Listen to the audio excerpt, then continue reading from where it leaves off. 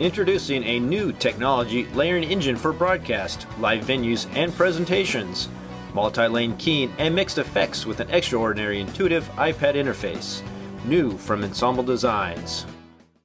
Hi, I'm Phil Kurz. I'm a contributing editor with Broadcast Engineering Magazine. Today I'm joined by Erik Moreno. Erik is the Senior Vice President of the Fox Television Networks, and he's also the co-general manager of the mobile content venture.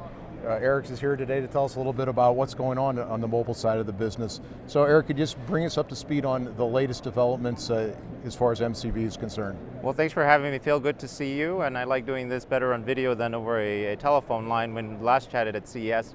So we've had a great show. The big announcement was Monday. We had 17 new stations light up or announced plans to light up to join our existing 74 stations that have already lit up.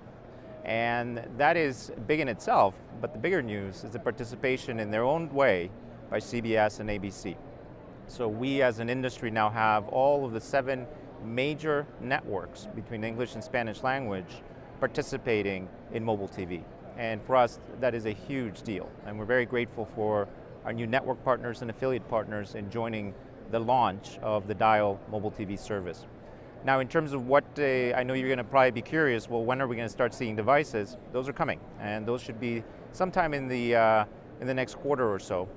We're finalizing and have announced, obviously, the Samsung handset, which is going to be distributed by Metro PCS. We've announced the Belkin accessory. We announced that we are also working with LG on a new device. So we're making slow and steady progress, and we can't wait to get these devices into consumers' hands. So now that you have all of the bases covered as far as the networks are concerned, yes. What's the process for smaller independent stations or other station groups to participate in the mobile content venture if they choose to? That's a great question, and for us we've tried to make it as simple as possible. The reason we exist as a joint venture is to facilitate broadcaster participation. So to the extent that they're an independent or to the extent that they're an affiliate, they can work with their network partner to figure out the best approach. But ultimately, it's just a decision for the owners of that station, either an individual or station group, to go ahead and light. Our Dial application on the iOS platform and on the Android platform will go ahead and pick up any clear-to-air content and display it. So the only decision a station has to make is to go ahead and light up and have their content be displayed. We will bring the devices, we will bring the distribution, we will make sure we push the Dial brand to represent mobile TV to consumers. And so we're really excited as we get this going. Once we launch, it'll be much more clear to both the broadcasting community and the consumers what mobile TV is all about. Right, and Erik, you know, you've participated in a couple of seminars that we did to help engineers get things put together, and I was struck by how many moving pieces there are to coordinate this, not only the consumer products, everything has to be done on the engineering side, content protection. Are all wheels turning in sync now, and are we looking for a certain sort of launch here at a certain date during the summer? Absolutely, and I appreciate the fact that you have heard me speak about the difficulty of putting the ecosystem together. There are certainly enormous amounts of challenges that we've overcome, and I acknowledge that a lot of both our supporters and our critics have criticized us for the amount of time it's taking. But bottom line is we will have a consumer launch this year. We will have multiple devices in consumers' hands. And ultimately, what's a big deal for us is we've built everything and have invested in everything we said we were going to do. So for example, our network of 90 plus stations, all of them are lit and broadcasting today.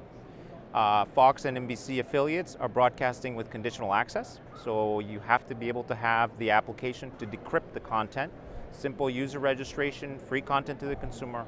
But all of these were engineering challenges 2 years ago that have been overcome, that are very open and standards-based, and where we've shared with other networks and partners around how to do some of these things. And again, what we've come to understand, and we've built a very good replicable model, is to share our knowledge with the industry, because ultimately mobile DTV can only be successful if everybody participates. Every affiliate, every network, every market. And so we're still a long way from our vision as broadcasters of having mobile devices in every single consumer's hands, but we have a heck of a start.